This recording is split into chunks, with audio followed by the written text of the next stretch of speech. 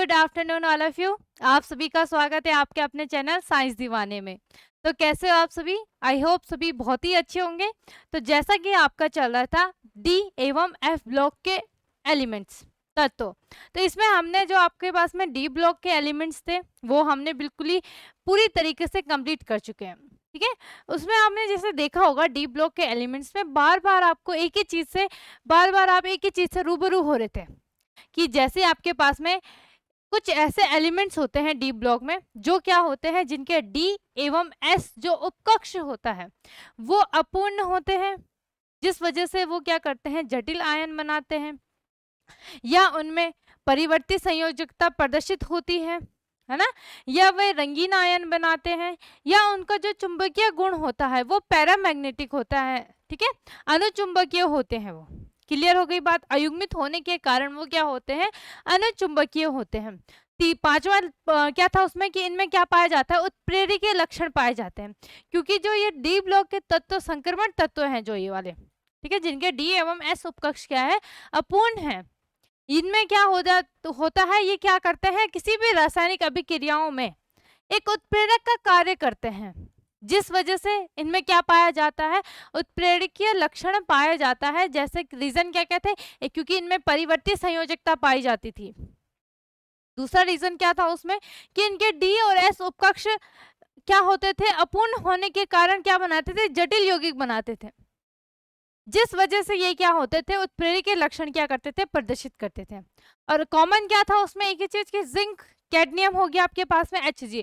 ये ऐसे एलिमेंट्स थे आपके पास में जो क्या हो रहे थे, ऐसे एलिमेंट्स हैं जो आपके पास में क्या हो रहे थे भाई, जो ना ही क्या करते थे, परिवर्ती संयोजकता प्रदर्शित करते थे, क्यों, आगे भी है इसमें, ठीक है, ना ही वो क्या करते थे, रंगीन आयन बनाते थे, नहीं ना ही क्या बनाते, जटिल आयन या जटिल यौगिक या जटिल आप या क्या बोल सकते हो आप यहाँ पे कॉम्प्लेक्स कंपाउंड बनाते थे। रीजन क्या था, क्योंकि इनके जो डी एवं एस उपकक्ष होते हैं ये पूर्णतः क्या होते हैं, भरे होते हैं।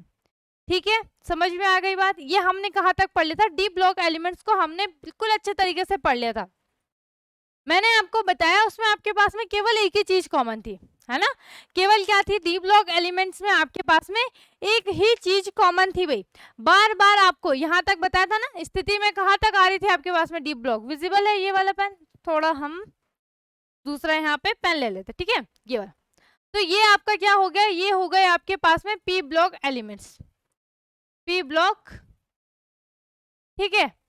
तो ये एलिमेंट्स क्या है आपके पास में, इनमें आपने देखा होगा जब हमने क्लासिफिकेशन ऑफ डी ब्लॉक पढ़ा था, तो उसमें आपने पढ़ा था आपके पास में प्रथम श्रेणी, द्वितीय श्रेणी, तृतीय श्रेणी और चतुर्थ श्रेणी। ठीक है, प्रथम श्रेणी को हम 3D से भी जानते हैं, है ना, और जो आपके पास में द्वितीय श्रेणी होगी वो 4D, तृतीय श्रेणी 5D और जो चतुर्थ श्रेणी है वो 6D। क्लियर? ओके, देन हमने ये सारा कंप्लीटली पढ़ लिया था आपके पास में डी ब्लॉक एलिमेंट्स में हर चीज कॉमनली, जितना आपके पास में आपके सिलेबस में था मैंने आपको पूरा कंप्लीट करा दिया था। ठीक है, बार बार मैंने एक ही चीज वहां पे रिपीट करी आपके पास में, जैसे आपके पास में यहाँ पे क्या क्या कॉमन आ रहा था, एक था यहाँ पे आपके पास में जिंक, ठीक है, दूसरा था कैडमियम, तीसरा था आपके पास में Hg मरकरी। ठीक है, ये क्या थे, इसमें कॉमन थे कि इन एलिमेंट्स ये मान लो ये तीनों ही एलिमेंट्स इसमें आपके पास में क्या थे, डी ब्लॉक में अपवाद थे।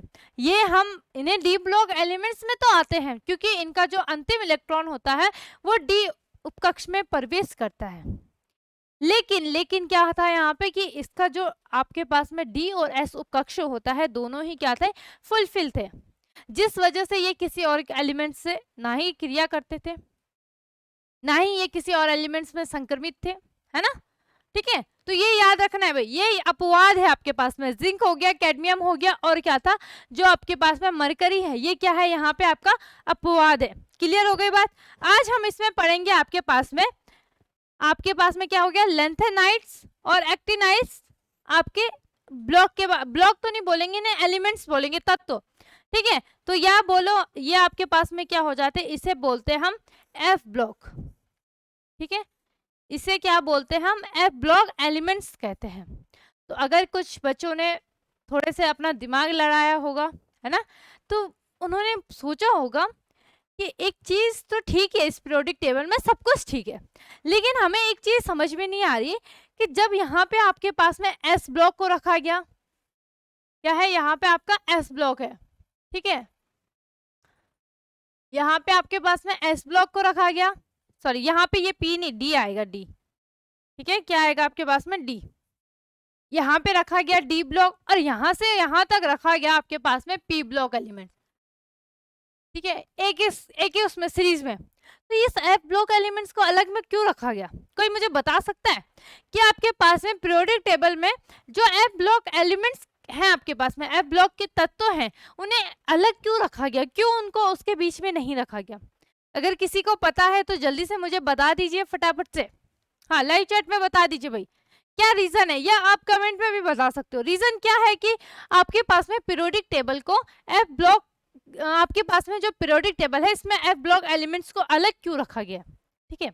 अब देखो कॉमन चीज क्या है यहाँ पे आपके पास में कि कुछ या फिर डेफिनेशन किस प्रकार से लिखोगे, ऐसे तत्व जिनका अंतिम इलेक्ट्रॉन अगर एस उपकक्ष में प्रवेश करता है तो उसे हम बोलेंगे एस ब्लॉक तत्व, अगर पी ब्लॉक में पी उपकक्ष में प्रवेश करता है तो उसे बोलेंगे हम पी ब्लॉक एलिमेंट्स, यदि वो डी ब्लॉक में करता है तो क्या बोलेंगे डी ब्लॉक एलिमेंट्स, और अगर उनका अंतिम इलेक्ट्रॉन क्या करता है आपके पास में एफ उपकक्ष में प्रवेश करता है तो हम उसे क्या बोलेंगे एफ ब्लॉक एलिमेंट्स कहते हैं। इतना सा है, इजी था, ठीक है। सामान्य इलेक्ट्रॉनिक विन्यास देखते हैं इसका किस प्रकार से लिखेंगे, पहले आपने डेफिनेशन लिखनी है। क्वेश्चन किस प्रकार से आपको पूछा जाएगा, क्वेश्चन पूछा जाएगा एफ ब्लॉक तत्व क्या है, इनके मुख्य लक्षण लिखिए, ठीक है।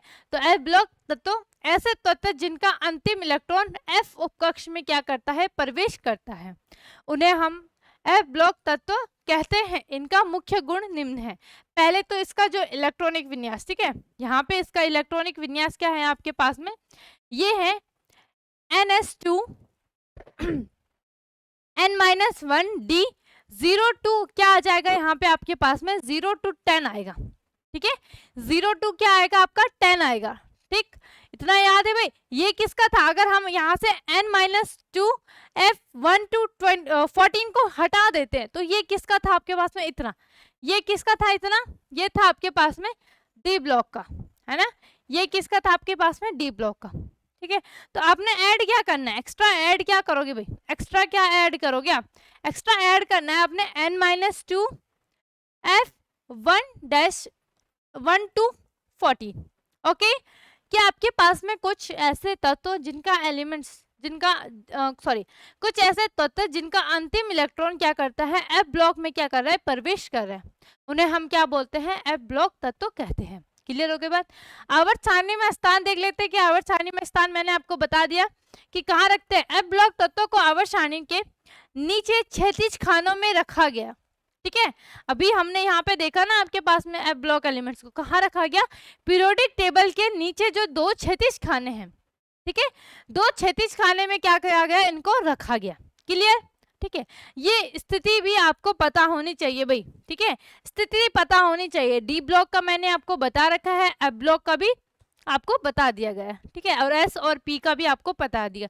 वैसे आपके पास में जो पुरानी एनसीईआरटी है, पुरानी एनसीईआरटी में आपके पास में एक जो यूनिट थी वो पूरा पी ब्लॉक एलिमेंट्स पे था, ठीक है, पूरे आपका जो यूनिट था वो क्या था, क्या था आपके पास में पी ब्लॉक एलिमेंट्स में था, सारा कुछ था, ठीक है। लेकिन आपको पता है जब से आपका सिलेबस चेंज हुआ तो वो यूनिट भी हट गई, अब आपके पास में केवल डी एवं एफ ब्लॉक के एलिमेंट्स रखे गए, ठीक है, केवल क्या रखे गए आपके पास में डी एवं एफ ब्लॉक के एलिमेंट्स, तो उनके बारे में अभी आपने पूरा पढ़ना है, ठीक है, जिन्हें हम लेंथेनाइट श्रेणी तथा क्या बोलते हैं एक्टेनाइट श्रेणी, लेंथेनाइट सीरीज और एक्टेनाइट सीरीज, हाँ तत्व तो नहीं क्या आएगा, क्योंकि ये पूरी एक श्रेणी है, एक है आपके पास में लेंथेनाइट्स और एक है आपके पास में एक्टेनाइट, जैसे यहाँ पे आपको दिख रहा होगा, ठीक है, 57 से 71, ये देखो ये दिख रहा है यहाँ पे, अगर आपको अच्छे से विजिबल हो रहा होगा, हाँ दिख रहा नंबर यहाँ पे क्या है आपके पास में लेंथेनम है, ठीक है, इसी लेंथेनम की वजह से आपका क्या रखा गया, इस श्रेणी का नाम क्या रखा गया, लेंथेनाइट सीरीज रखी गई। क्लियर हो गई बात। जैसे यहाँ पे आपके पास में क्या है एक्टिनम है ना, इसी एक्टिनम की वजह से यहाँ पे क्या रखा गया एक्टिनाइट श्रेणी। क्लियर हो गया बात। केवल आगे के जो एलिमेंट्स है आपके पास में, इसकी वजह से ये श्रेणी का नाम रखा गया। वैसे ये आपके मतलब आपको पता होना चाहिए, लेकिन ये पेपरों में कहीं नहीं पूछता कि इसका रीजन क्या है कि यहाँ पे लेंथेनाइड रखा और यहाँ पे एक्टिनाइड रखा, लेकिन आपको पता होना चाहिए। ओके, तो यहाँ पे अगर आपको दिख रहा होगा 57 से 71, ये क्या है आपके पास में, ये है लेंथेनाइड श्रेणी। ठीक है, यहाँ से, ठीक है, पीरियोडिक टेबल आपको पता होगी, आपने देखी होगी, अपने फोन में भी रखा होगा, है ना, नहीं तो अपनी कॉपी की, केमिस्ट्री की कॉपी होगी आपके पास में स्पेशली, तो उसमें आपके पास में जरूर ये पीरियोडिक टेबल होगी, तो वहां पे देखना ये 57 से और 71। ठीक है, 57 से, ये शायद ये वाला पेन विजिबल नहीं हो रहा है, मैं दूसरा यहाँ पे यूज कर लेती हूँ। ठीक है, हाँ ये थोड़ा दिख रहा है। ठीक है, तो यहाँ पे क्या है आपके पास में 57, ये रहा, ये है आपके पास में लेंथेनाइड्स। ठीक है, किससे आपके पास में लेंथेनाइड्स कहाँ से रखा गया इसका नाम, यहाँ पे जो आपके पास में क्या है लेंथेनम से रखा गया है इसका नाम लेंथेनाइड। ठीक है, और एक्टिनाइड सीरीज कहाँ से रखा गया, पहला जो एलिमेंट्स है आपके पास में 89। ठीक है, 89 क्या है, एक्टिनम। ठीक है, इससे आपके पास में क्या रखा गया, एक्टिनाइड सीरीज रखा गया। क्लियर हो गई बात सभी को। ठीक है, तो यहाँ पे लेंथेनाइड सीरीज में आपके पास में कौन कौन से, केवल हमने एफ ब्लॉक में केवल ये आपके पास में जितने ये एलिमेंट्स है लेंथेनाइड सीरीज के एलिमेंट्स और एक्टिनाइड, इन्हीं के बारे में पढ़ना है। क्लियर, तो 57 से आपके पास में 71 ये लेंथेनाइड्स है, ये आपको पता होना चाहिए। लेंथेनाइड सीरीज में 57 से 71, और जो आपके पास में एक्टिनाइड है इसमें 89 से 103। ठीक है, कितना है 89 से 90 से 103। क्लियर हो गई बात। ठीक है, तो इसमें भी लिख देना, लेंथेनाइड सीरीज में क्या लिखोगे आप, लेंथेनाइड सीरीज में आ जाएगा आपके पास में। ठीक है, लेंथेनाइड सीरीज डाल देना और यहाँ पे लिख देना ये कितना था आपके पास में 57 से 71 एलिमेंट्स। ठीक है, और यहाँ पे आपके पास में कितना था एक्टिनाइड में 89 से 103 तक।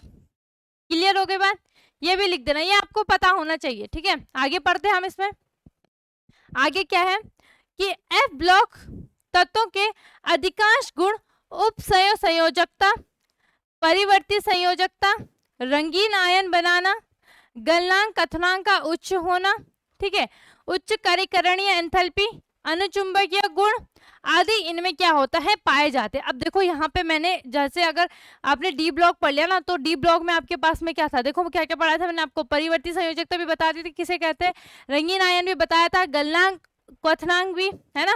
यहाँ पे उच्च करीकरण है, इससे भी बिल्कुल आप अच्छे तरीके से क्या हो चुके हो, रूबरू हो चुके हो, है ना। कि जैसे आपके पास में डी ब्लॉक में कुछ याद आ रहा है, डी ब्लॉक एलिमेंट्स में आपके पास में क्या होते थे कि जो आपका तत्व होते थे वो कुछ इस प्रकार से क्या होते थे, उनका आंतरिक संरचना कुछ इस प्रकार से थी ये। ठीक है, याद आ रहा होगा अगर किसी ने अच्छे से पढ़ा होगा। ठीक है, और यहाँ पे हम क्या करते थे, इसको बोलते थे कणीकरण। ये था आपके पास में संगठ। ठीक है, मतलब ये क्या है आपके पास में आपस में जुड़े हुए, या आप संगठ ना लिख के इसको लिख लो धातु अणु के रूप में, अणु के रूप में, और कणीकरण, और यहाँ पे आपने लिखना है ऊर्जा, एनर्जी। ठीक है, और यहाँ पे आपके पास में क्या होता था, ये कुछ इस प्रकार से क्या हो जाते थे, विलगित रूप में हो जाते थे। क्या हो जाते थे आपके पास में, विलगित रूप में, विलगित। ठीक है, ध्यान आ रहा है भाई, किसी को याद आ रहा है, मैंने जब आपके पास में कणीकरण के बारे में पढ़ाया था तो मैंने बताया था आपको कि आपके पास में जो तत्व होते हैं, ठीक है, वो कुछ इस प्रकार से उनकी आंतरिक संरचना होती है, उनमें धात्विक गुण पाया जाता है, जिस वजह से उनका जो कथनांक, धात्विक गुण नहीं, धात्विक क्या आएगा, बंध, जिस वजह से उनका जो उनको पृथक करने के लिए हमें अति आवश्यक ऊर्जा की आवश्यकता होती थी, है ना। अधिक ऊर्जा की क्या होती थी वहां पे आवश्यकता होती थी, इसीलिए जो उनका गलनांक और क्वथनांक होता था वो उच्च होता था। ठीक है, कणीकरण में क्या था आपके पास में कि आपका जो धातु होता है, यह जो तत्व होता है वो कुछ इस उसका एक आंतरिक संरचना कुछ इस प्रकार से है ना। तो यहाँ पे हम क्या करते थे, उसके आंतरिक संरचना को क्या करते थे, विभक्त कर देते थे विलगित रूप में। विलगित रूप मतलब हम उन्हें क्या कर देते, विभक्त कर देते थे, बिल्कुल छोटे छोटे टुकड़ों में क्या कर देते थे, उनका डिवाइड कर देते थे, जिस वजह से यहाँ पे क्या हो जाएगा, अब अगर हम इन्हें तोड़ेंगे तो बहुत इजीली ये क्या हो जाएंगे, टूट जाएंगे, अलग अलग हो जाएंगे। ठीक है, तो इसमें जितनी ऊर्जा की आवश्यकता होती थी उसे बोलते थे हम कणीकरण एंथैल्पी। ठीक है, उसे क्या बोलते थे हम, कणीकरण एंथैल्पी बोलते थे। क्लियर हो गई बात? ठीक है, इससे समझ गए आप? तो यहाँ पे हमने क्या क्या इनमें ये सब पाया जाता है गुण आपके पास में, ये आपने अच्छे तरीके से लिख लेना है। चुंबकीय गुण में यहाँ पे आपके पास में क्या क्या पाया जाता है, चुंबकीय गुण में पाया जाता है आपके पास में अनुचुंबकीय, जिसे हम पैरामैग्नेटिक भी बोलते हैं। क्लियर हो गई बात? स्क्रीनशॉट ले लो इसका। ठीक है, इसका भी स्क्रीनशॉट ले लेना भाई। ठीक है, यहाँ पे पीरियोडिक टेबल का भी आपने स्क्रीनशॉट ले लेना है, ये तो मैंने आपको पढ़ा दिया था। यहाँ पे अब क्या है क्वेश्चन कि एफ ब्लॉक तत्वों को अंतः संक्रमण तत्व क्यों कहा गया है। ठीक है, कि आपके पास में जो एफ ब्लॉक आपके पास में क्या है, तत्व है, इन्हें क्या बोलते हैं, अंतः संक्रमण तत्व कहते हैं। रीजन दीजिए भाई, कारण स्पष्ट कीजिए कि आपके पास में जो एफ ब्लॉक एलिमेंट्स है इसको हम क्या बोलते हैं, अंतः संक्रमण तत्व कहते हैं। तो क्यों कहते हैं, क्योंकि बिल्कुल ध्यान से सुनना, यहाँ पे एफ ब्लॉक तत्वों के इलेक्ट्रॉनिक विन्यास में आंतरिक जो डी उपकक्ष होता है ये क्या होता है आपके पास में, अपूर्ण होता है। ठीक है, कि आपके पास में क्या है, जो आपका एफ ब्लॉक के तत्व है इनका जो डी उपकक्ष होता है वो क्या होता है, अपूर्ण होता है, जिसके कारण इनमें संक्रमण लक्षण उच्च गलनांक, क्वथनांक और परिवर्ती संयोजकता या रंगीन आयन बनाना आदि पाए जाते हैं। इसलिए इन्हें हम क्या कहते हैं, अंतः संक्रमण तत्व कहते हैं। थोड़ा सा सिमिलर है किसकी तरह, डी ब्लॉक एलिमेंट्स की तरह। जैसे डी ब्लॉक एलिमेंट्स में आपके पास में क्या था, आपका जो एस एवं डी उपकक्ष इनमें से कोई एक क्या होना चाहिए था, अपूर्ण होना चाहिए था। लेकिन आपको याद रखना है आपके जो पास में जो एफ ब्लॉक एलिमेंट्स है, ठीक है, इसमें केवल आपके पास में डी उपकक्ष क्या होता है, अपूर्ण होता है। अगर आप इसके इलेक्ट्रॉनिक विन्यास पे जरा गौर फरमाइए तो आपको दिख रहा होगा, मैंने यहाँ पे क्या लिखा है, NS2 लिखा है। ठीक है, क्या लिखा है मैंने यहाँ पे आपके पास में NS2 लिखा है। इसका मतलब जो आपका एस उपकक्ष है ये हमेशा क्या रहेगा, पूरा रहेगा, पूर्ण रहेगा, खाली नहीं रहेगा। केवल यहाँ पे आपका जो डी उपकक्ष है ये क्या हो जाएगा आपके पास में, अपूर्ण हो जाएगा। क्लियर हो गई बात? समझ में गए? समझ गया? इसीलिए इसका अब देखो, बार बार हम एक ही चीज को तो नहीं दोहरा सकते, है ना। जैसे आपने डी ब्लॉक में अच्छी तरीके से ये सब कुछ पढ़ लिया इनके बारे में, है ना, कि इनमें आपके पास में एस और डी उपकक्ष के कारण क्या क्या होता है, ये सब खाली होता है। क्लियर हो गई बात? ठीक है, मतलब आपने ये सब मैंने आपको पहले पढ़ा दिया है। अगर आपने देखा होगा डी ब्लॉक एलिमेंट्स में पढ़ा होगा तो मैंने वहां पे आपको हर एक टॉपिक की हेडिंग में आपको बता रखा है, यही सब कुछ लिखा रखा है। अब ऐसे में अगर मैं आपको बार बार एक ही चीज रिपीट कराऊं तो आपको भी मजा नहीं आएगा और मुझे भी इतना मजा नहीं आएगा पढ़ाने में, क्योंकि बार बार अब आपको तो पता चल गया ना, रीजन पता चल गया है ना, कारण तो आपको पता चल गया कि यहाँ पे क्यों आपके पास में इसमें परिवर्ती संयोजकता पाई जाती है, क्यों ये रंगीन आयन बनाते हैं, है ना। जैसे अगर आपको आयरन का याद आ रहा होगा तो आयरन आपके पास में क्या देता है, आपको हरा कलर देता है, कॉपर आपको नीला देता है ना। ठीक है, तो यहाँ पे आपके पास में क्या है, इनका जो गलनांक और क्वथनांक होता है वो भी उच्च होता है, क्योंकि ये क्या होते हैं, बताओ भाई क्यों, क्योंकि इनका जो डी उपकक्ष होता है वो क्या होता है, अपूर्ण होता है, जिस वजह से ये आपके अपने आसपास के एलिमेंट से क्या करते हैं, संबंध बनाते हैं या बॉन्ड बना देते हैं। ठीक है, और ये जटिल आयन में भी क्या हो जाते हैं, खुद को कन्वर्ट कर देते हैं। दूसरी बात, इनमें धात्विक बंध होने के कारण क्या हो जाता है, जब इनमें धात्विक बंध पाया जाता है तो इनका जो गलनांक और क्वथनांक होता है वो क्या हो जाएगा, उच्च हो जाएगा। क्लियर? परिवर्ती संयोजकता आपको पता चल गया, क्योंकि इनका जो डी उपकक्ष होता है वो खाली होता है, इसी वजह से ये क्या करेंगे भाई, किसी एलिमेंट्स के साथ में दूसरी संयोजकता बनाएंगे, मतलब भिन्न भिन्न एलिमेंट्स, भिन्न भिन्न तत्वों के साथ में इनकी जो संयोजकता और ऑक्सीकरण होगा वो भी क्या होगा, भिन्न भिन्न। अगर आपको याद आ रहा होगा, जैसे मैंने किसका बताया था आपको, आपके पास में आपका जो डी ब्लॉक में था, ठीक है, डी ब्लॉक में आपके पास में क्या था, एक में था आपके पास में FeO, ठीक है, FeO फेरस ऑक्साइड, और दूसरे में था आपके पास में Fe2O3 फेरिक ऑक्साइड, है ना, याद आ रहा है। तो यहाँ पे आपके पास में जो Fe था इसमें इसकी संयोजकता थी 2 और इसमें कितनी थी इसकी 3+, इसमें कितनी थी 2 पॉजिटिव इसकी आयरन की संयोजकता थी और इसमें कितनी थी 3 पॉजिटिव। इसी तरीके से अगर कॉपर का याद आ रहा होगा तो कॉपर CuCl, ठीक है, और यहाँ पे था क्यूप्रिक क्लोराइड, ठीक है, क्या था यहाँ पे आपके पास में क्यूप्रस क्लोराइड। क्यूप्रस क्लोराइड में आपके पास में क्या था, आपकी जो कॉपर है यहाँ पे इसकी जो संयोजकता थी ये थी यहाँ पे आपके पास में 1+ और यहाँ पे ये अपनी संयोजकता 2+ प्रदर्शित कर रहा था। क्लियर हो गई, यही आपके पास में क्या होती है, परिवर्ती संयोजकता होती है, ठीक है। अगर जिसने भी अच्छे तरीके से इन टॉपिक को लिखना है, लिखा नहीं है, पढ़ा नहीं है, तो उसको क्या करना है, आपके पास में इससे पहले की जो जितनी क्लासेस है ना, डी ब्लॉक एलिमेंट से रिलेटेड जितने भी क्लासेस है उनको सबको कंप्लीट कर लेना भाई, तब ज्यादा अच्छे से आपको समझ में आ जाएगा, है ना। बार बार एक ही चीज लिखने में तब मजा भी नहीं आएगा आपको और ज्यादा अच्छे से भी क्या हो जाएगा, मतलब अच्छी बात है अगर आपने लिखा है, लिख रहे हो तो बहुत अच्छी बात है, ठीक है, लेकिन समझने में आपके पास में केवल इतना ही है कि क्यों कि आपके पास में जो एफ ब्लॉक एलिमेंट्स है इनमें आपका जो डी उपकक्ष है ये क्या होता है, अपूर्ण होता है। क्लियर हो गई बात। जिसको अगर पूरा अच्छे तरीके से लिखना है वो क्या करना है, काम कर लेना, इससे पहले की क्लासेस जितनी भी मैंने कराई है जो डी ब्लॉक से रिलेटेड है उनको देख लेना और लिख लेना। क्लियर, आगे बढ़ते हैं। आगे क्या है आपके पास में कि लेंथेनाइट श्रेणी के तत्व दुर्लभ मृदा तत्व, मतलब जो आपके पास में जो लेंथेनाइट श्रेणी है इनको क्या बोलते हैं, दुर्लभ मृदा भी कहते हैं। रीजन बताइए, कारण क्या है कि इनको क्यों दुर्लभ मृदा कहते हैं। मृदा मतलब क्या होता है, अच्छा बताओ भाई, मृदा मतलब क्या होता है, क्या समझते हो आप मृदा से। मृदा होता है मिट्टी को बोलते हैं ना मृदा, ठीक है। तो देखते हैं, पढ़ते हैं क्या है। लेंथेनाइट श्रेणी के तत्व पृथ्वी की क्या पाई जाती है, ऊपरी सतह में पाई जाती है ना। ऊपरी सतह मतलब मृदा, मिट्टी में अत्यंत अल्प मात्रा में क्या होते हैं, ये उपस्थित होते हैं, इसीलिए इन्हें क्या बोलते हैं, दुर्लभ मृदा तत्व भी कहते हैं। देखो दुर्लभ मतलब क्या होता है, बहुत कम मात्रा में। दुर्लभ, देखो आपने सुना होगा ना, बहुत बार आपने सुना होगा कि दुर्लभ प्रजाति सुना होगा, है ना ये, या फिर आपने बहुत ऐसे सुना होगा कि हाँ ये बहुत ज्यादा दुर्लभ पेड़ पौधे हैं, यह दुर्लभ प्रजाति है या दुर्लभ जाति है, ये सब आपने सुना होगा।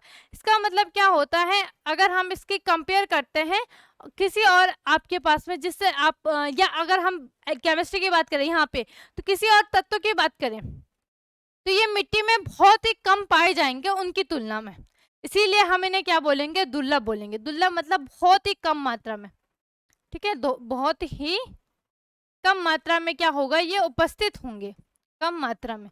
तो ये क्या होते हैं, लेंथेनाइट श्रेणी के जितने एलिमेंट्स हैं ये क्या होते हैं, जो पृथ्वी मतलब अर्थ है ना, इनके ऊपरी सतह देखा आपने, क्या देखा होगा, मिट्टी कंकड़ पत्थर, आपके पास में बहुत सारे आपके पास में क्या होते हैं पृथ्वी की ऊपरी सतह में। तो ये क्या होता है आपके पास में, पृथ्वी के ऊपरी सतह मृदा में, मिट्टी में, ठीक है, अत्यंत अल्प मात्रा में क्या होता है आपके पास में उपस्थित होते हैं, अत्यंत अल्प मात्रा में ये पाए जाते हैं, ठीक है।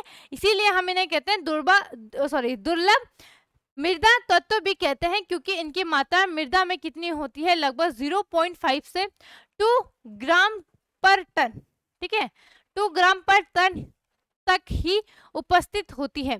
उपलब्धता अत्यंत न्यून होने के कारण इन्हें क्या कहा जाता है, दुर्लभ मृदा धातु भी कहते हैं, क्योंकि इनका क्या है आपके पास में ये बहुत ही कम एलिमेंट्स हैं, ठीक है, बहुत ही कम होने के कारण इनकी उपस्थिति देखो आप कितना है। अब यहाँ पे कितना दे रखा आपके पास में, आपको टन का अगर पता होगा तो 0.5-2 ग्राम पर टन। अब मुझे जल्दी से बता दीजिए 1 टन बराबर कितने किलोग्राम होता है, किस किस को पता है भाई, ठीक है। दुर्लभ का लिख देना यहाँ पे, बहुत ही कम मात्रा में उपस्थित, बहुत ही कम मात्रा में उपस्थित, कम मात्रा में, ठीक है। दुर्लभ मतलब क्या होता है, बहुत ही कम मात्रा में, ठीक है। हाँ बताओ भाई 1 टन बराबर कितना होता है, जल्दी से बता दो किस किस को पता है। अब 1 टन बराबर कितना होता है, उसके कंपैरिजन में कितना है ये 0.5-2, मतलब बहुत ही सूक्ष्म है, बहुत ही कम है, ठीक है। तो यहाँ पे आपके पास में क्या होता है, इसीलिए इन्हें क्या बोलते हैं, हम दुर्लभ मृदा तत्व कहते हैं, क्योंकि ये पृथ्वी की ऊपरी सतह यानी कि मिट्टी में पाया जाता है। क्लियर हो गई बात, स्क्रीनशॉट ले लो भाई, आगे बढ़ते हैं हम, ठीक है। आगे है आपके पास में लेंथेनाइट संकुचन या आकुंचन किसे कहते हैं इसका कारण समझाइए। ठीक है, यहाँ पे या तो आप क्या बोल दो, इसको संकुंचन बोल दो या क्या बोल दो, इसको आकुंचन बोल दो। ठीक है भाई, तो यहाँ पे पढ़ते हैं हम क्या है, लेंथेनाइट श्रेणी के तत्वों में से एक विशेष लक्षण पाया जाता है। अभी हम किसकी बात कर रहे हैं, केवल लेंथेनाइट श्रेणी की बात कर रहे हैं, अभी हम एक्टिनाइट श्रेणी में नहीं आए। तो क्या बोला है, लेंथेनाइट श्रेणी के तत्वों में एक विशेष लक्षण पाया जाता है, इनमें जैसे जैसे तत्वों के परमाणु क्रमांक बढ़ते हैं वैसे वैसे इनके परमाणु का आकार और अथवा आयनिक त्रिज्या में निरंतर क्या आने लग जाती है, कमी आने लग जाती है। क्या बोला है यहाँ पे आपके पास में, अगर आप पीरियोडिक टेबल में ध्यान दो तो जैसे जैसे इनका परमाणु क्रमांक बढ़ता है, यहाँ इसकी बात की जा रही है, जैसे जैसे हम उधर से इधर आ रहे हैं आपके पास में, ठीक है, जैसे जैसे हम कहाँ से आ रहे हैं, लेंथेनम से कैरियम आपके पास में, आपके ये इतने आपका जो एलिमेंट्स है इधर के साइड आ रहे हैं, है ना, वैसे वैसे यहाँ पे आपके पास में इनका जो आकार है और जो आयनिक त्रिज्या है वो क्या होने लग जाती है, कम होने लग जाती है। क्लियर हो गई बात, समझ गए? ठीक है, आगे, ठीक है, परमाणु आकार और क्या आयनिक ऊर्जा, क्या आयनिक त्रिज्या में निरंतर नियमित कमी पाई जाती है। लेंथेनाइट श्रेणी के तत्वों के परमाणु आकार या आयनिक त्रिज्या में पाई जाने वाली इस निरंतर या नियमित कमी को हम क्या बोलते हैं, लेंथेनाइट संकुचन कहते हैं। क्लियर हो गई बात, ज्यादा कुछ है नहीं इसमें समझने का, है ना। क्या बोल रहा है कि जैसे जैसे हम क्या कर रहे हैं, लेंथेनाइट श्रेणी में हम क्या आ रहे हैं, आपके परमाणु आकार के बढ़ते, सॉरी परमाणु क्रमांक के बढ़ते हुए क्रम में चल रहे, 57, 58, 59, 56, 50, ठीक है, इस प्रकार से जैसे जैसे हम बढ़ रहे हैं वैसे वैसे इनका जो परमाणु आकार है वो क्या हो रहा है और आयनिक त्रिज्या है वो क्या करने लग जा रही है, धीरे धीरे क्या होने लग जा रही है, कम होने लग जा रही है। इसे हम क्या बोलते हैं, लेंथेनाइट संकुचन या अंकुचन कहते हैं। ठीक है, यह संकुचन त्रिसंयोजित धनायनों में, जैसे आपके पास में यहाँ पे आपका लेंथेनम 51 और यहाँ पे आपके पास में ये क्या है, इसका आपके La+3, इसका मतलब क्या है, इसमें क्या है, 3 पॉजिटिव आपके पास में क्या है, यहाँ पे 3 इलेक्ट्रॉन है, या इसकी ऑक्सीकरण संख्या अगर आप देखोगे तो 3+ है। क्लियर, त्रिसंयोजित धनायन या आयनिक त्रिज्या क्या है आपके पास में, 106 पैरामीटर, सॉरी पिकोमीटर, पैरामीटर नहीं, पिकोमीटर, पीएम है ना, पिकोमीटर से कितना है, 71।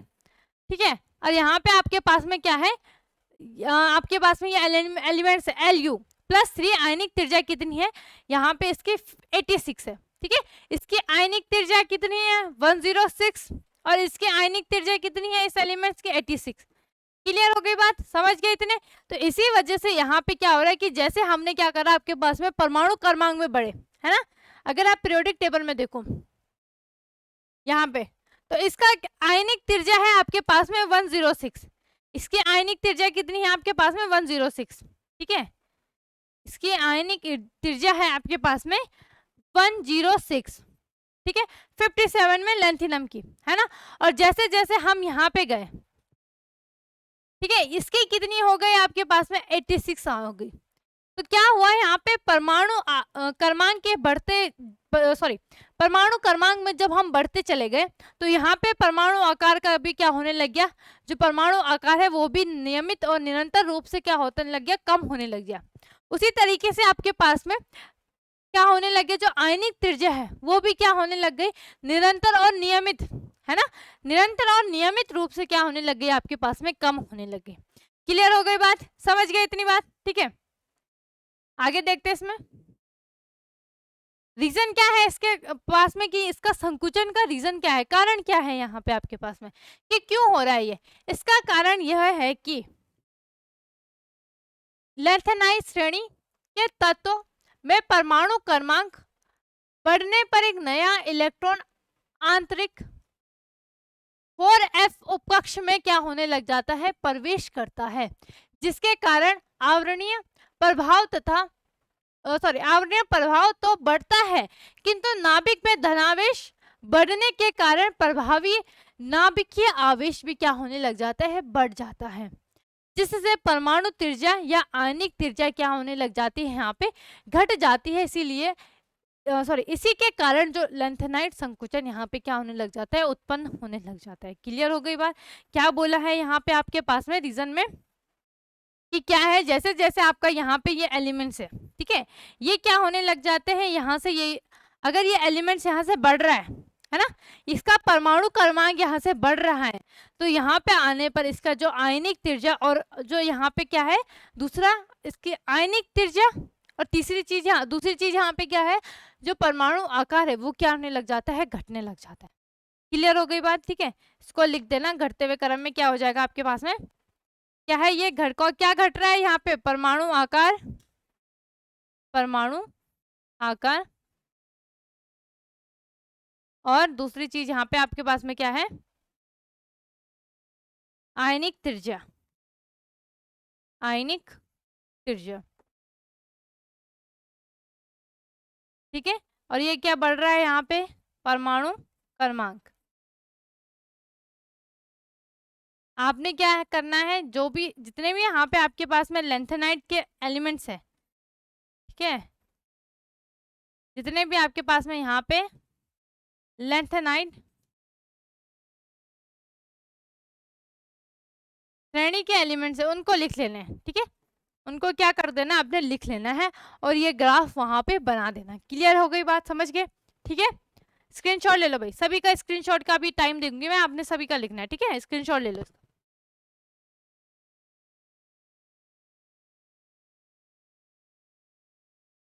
ले लिया होगा सभी ने स्क्रीनशॉट? ठीक है, तो क्या है यहाँ पे आपके पास में रीजन क्या है, एक बार दोबारा से पढ़ लेते हैं कि लेंथेनाइट श्रेणी के तत्वों में परमाणु क्रमांक बढ़ने पर एक नया इलेक्ट्रॉन आंतरिक जो F उपकक्ष है, ठीक है, क्या है यहाँ पे 4F उपकक्ष में प्रवेश करता है, जिसके कारण आवरणीय जो यहाँ पे क्या है प्रभाव है वो बहुत ही क्या होने लग जाता है, बढ़ता है।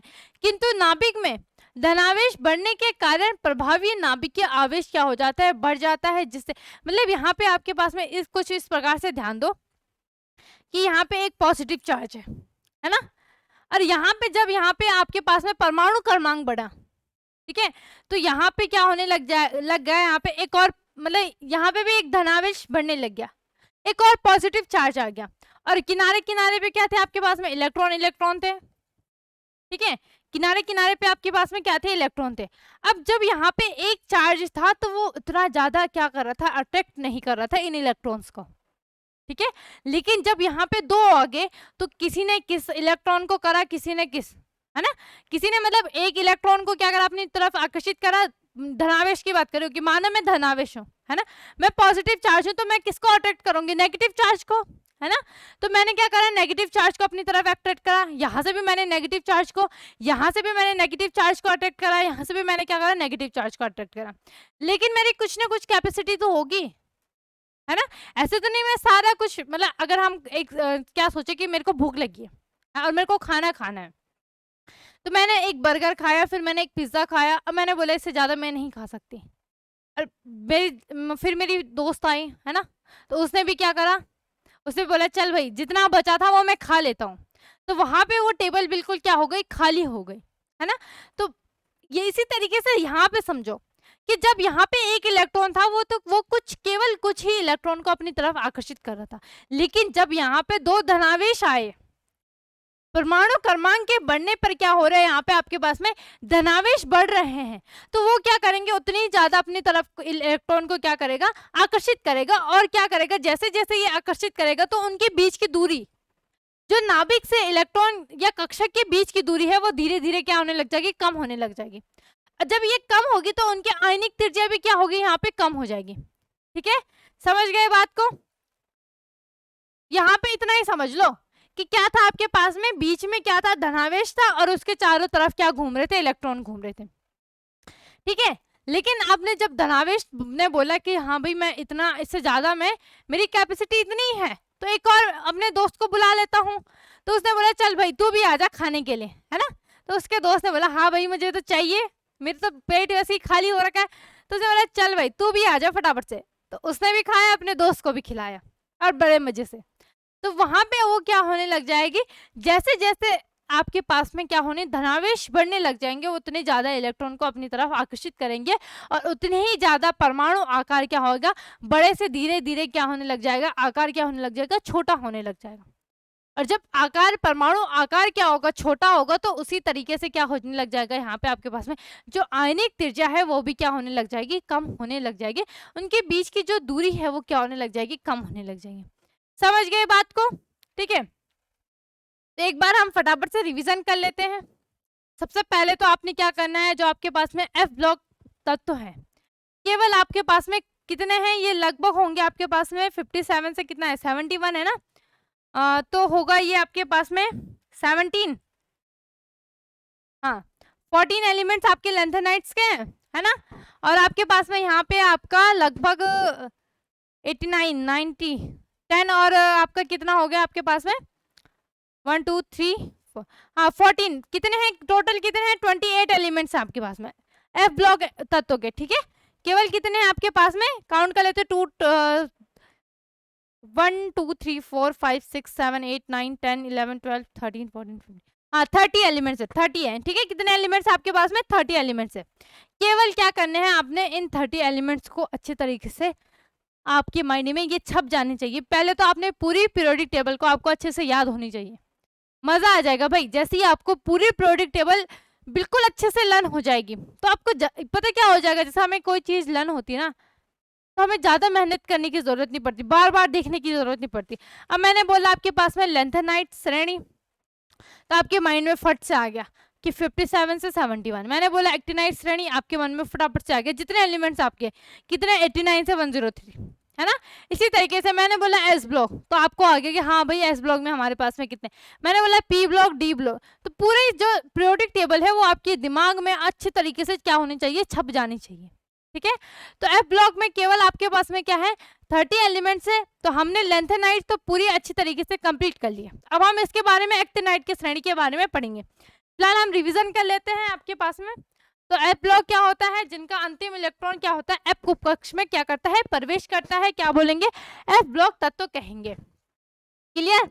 दूसरा सामान्य इलेक्ट्रॉनिक विन्यास होता है इनका NS2, N-1 D 1 to 10, N-2 F 1 to 14। आवर्त श्रेणी में स्थान क्या है इनका, कि क्या है, नीचे दो क्षैतिज खानों में रखा गया है, जिन्हें हम लैंथेनाइट श्रेणी और एक्टिनाइट श्रेणी कहते हैं। लैंथेनाइट में 57 से 71 हो गए, एक्टिनाइट में आपके पास में 89 से 103। क्लियर। एफ ब्लॉक तत्व के अधिकांश गुण उपसंयोजकता परिवर्ती हो गया, रंगीन आयन बनाना, गलनांक क्वथनांक का उच्च होना, है ना, उच्च कार्यकरणीय एंथैल्पी, ये भी मैंने आपको बता दिया आपके पास में उच्च कार्यकरणीय एंथैल्पी क्या होती है। अनुचुंबकीय गुण पाया जाता है। ठीक है, चुंबकीय गुण में क्या पाया जाता है, इसमें पास में पैरामैग्नेटिक, यहाँ पे मैं लिख देती हूँ क्या है आपके पास में, पैरामैग्नेटिक। ठीक है, आदि ये पाए जाते हैं। ये आपको कार्यकरणीय एंथैल्पी मैंने बता दिया कि इसमें जो ये धातु के रूप में इसको तोड़ने में या विभक्त करने में जितनी ऊर्जा की आवश्यकता होती है उन्हें हम क्या बोलते हैं, करीकरण एंथैल्पी कहते हैं। क्लियर। ठीक है, फिर क्या था कि जो एफ ब्लॉक तत्व है इन्हें अंतर संक्रमण तत्व क्यों कहा जाता है, रीजन क्या था, क्योंकि इनके जो डी उपकक्ष होता है वो क्या होता है आपके पास में अपूर्ण होता है। अपूर्ण होने के कारण इनमें परिवर्ती संयोजकता पाई जाती है। दूसरा ये क्या करता है, रंगीन आयन बनाता है। इनका जो गलनांक और क्वथनांक होता है वो भी क्या होता है, उच्च होता है। क्लियर हो गई बात। ठीक है, तीसरा क्या था इसमें आपके पास में, कि इसका जो आपके पास में चुंबकीय गुण है वो क्या है, पैरामैग्नेटिक है, अनुचुंबकीय है। क्लियर।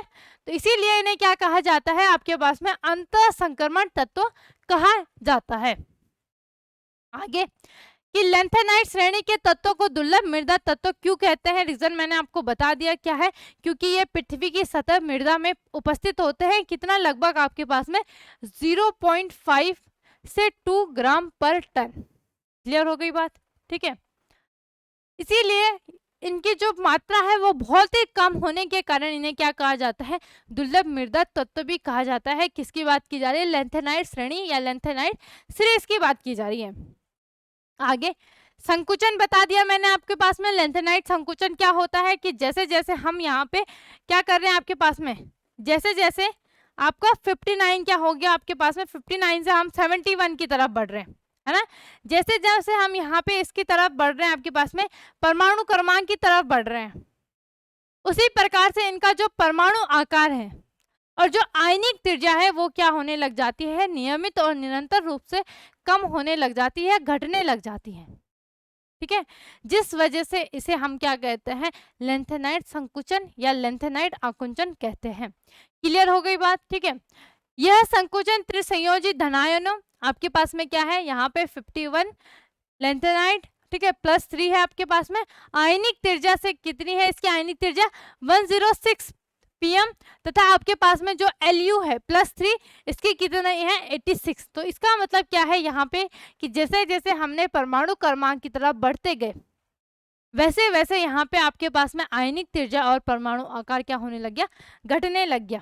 क्लियर हो गई बात। रीजन मैंने आपको बता दिया, क्योंकि इनका जो इलेक्ट्रॉन है वो क्या करता है भाई, वो यहाँ पे क्या करता है, जो बढ़ने पर नया इलेक्ट्रॉन आंतरिक 4f उपकक्ष में प्रवेश करता है, जिसके कारण आवरणीय प्रभाव बढ़ता है, किंतु नाभिक में धनावेश भी क्या होने लग जाता है, बढ़ता है। जब यहाँ पे आपके पास में धनावेश बढ़ने लग जाता है तो वो क्या करने लग जाते हैं, परमाणु या आयनिक त्रिज्या को क्या करने लग जाते हैं, कम या घटाने लग जाते हैं, जिससे आपके पास में क्या होने लग जाता है, लेंथेनाइड संकुचन यहाँ पे क्या होने लग जाता है, उत्पन्न हो जाता है। क्लियर हो गई बात, ठीक है। तो यहाँ पे हमने केवल आज लेंथेनाइड श्रेणी के बारे में बात की है, कल हम इसमें एक्टिनाइड श्रेणी के बारे में बात करेंगे, ठीक है। तो आप लोगों ने क्या करना है, अच्छे तरीके से रिवाइज कर लेना, ठीक है। अगर आपने एफ ब्लॉक एलिमेंट्स वाला जो मैंने आपको वहाँ पे लगभग आपके पास में पार्ट 5 तक हो गया था, है ना, अगर वो आपने अच्छे से पढ़ लिया तो आपको यहाँ पे आपके पास में एफ ब्लॉक में कोई दिक्कत ही नहीं आएगी, कि बहुत सारी चीजें तो यहाँ पे सिमिलर है भाई, है ना। कि आपके पास में जैसे आपने देखा होगा डी ब्लॉक तत्वों में आपका परिवर्ती संयोजकता पाई जाती थी आपके पास में। दूसरा आपके पास में क्या पाया जाता था, रंगीन आयन बनाना, चुंबकीय गुण हो गया इसमें, है ना, कि जैसे उसमें भी अनुचुंबकीय गुण पाया जाता था, एस और डी उपकक्ष के अपूर्ण होने पर, यहाँ पे डी उपकक्ष के अपूर्ण होने पर यहाँ पे आपके पास में भी क्या पाया जाता है, पैरामैग्नेटिक या अनुचुंबकीय गुण पाया जाता है। इसमें भी आपका जो करीकरणीय एंथैल्पी होती है वो भी उच्च होता है, इनका क्वथनांक और गलनांक भी क्या होता है, उच्च होता है। तो एक बार जरूर उस सीरीज को भी, उस क्लास को भी अच्छी तरीके से पढ़ लेना, समझ लेना। जहाँ पे अगर आपको कोई भी डाउट हो तो आपके लिए कमेंट सेशन हमेशा ओपन रहे है, तो अपना डाउट अच्छी तरीके से अपने क्वेश्चंस को लिख लेना, ठीक है। आपको जरूर इसका आंसर दिया जाएगा, कुछ डाउट होगा उसका क्लियर किया जाएगा। तो फिलहाल हम आज के लिए इतना ही रखते हैं, मिलते हैं नेक्स्ट डे नेक्स्ट टॉपिक के साथ। धन्यवाद।